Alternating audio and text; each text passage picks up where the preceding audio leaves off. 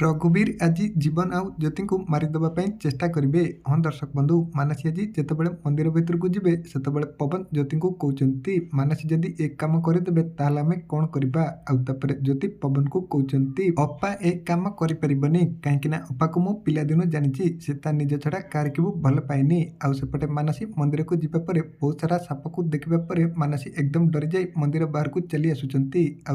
मानसी माँ ठाकुराणी को कहते मुझे काम कर यापर माँ ठाकुराणी बंधुक देखई मानसिंह कहते तोते काम करने को पड़ो कहीं आज जदि जीवन ये अवस्था है दायी हूँ केवल तू। यापर मानसी मन मन भावुंट मु निजे एते विपद भीतर को जापरिनी एमती भाविया पर मानसी माँ ठाकुराणी को कहते जीवन सहित मो बागर संपूर्ण होना ना मु सहित सात फेरा नहीं ना से मो मथारे सिंदूर देते। मानसिक पाखु एमती कथा शुणा पर माँ ठाकुराणी पूरापूरी आश्चर्य हो जाती। तेरे दर्शक बंधु आज आप एक दमदार एपिसोड देखा पाइबे।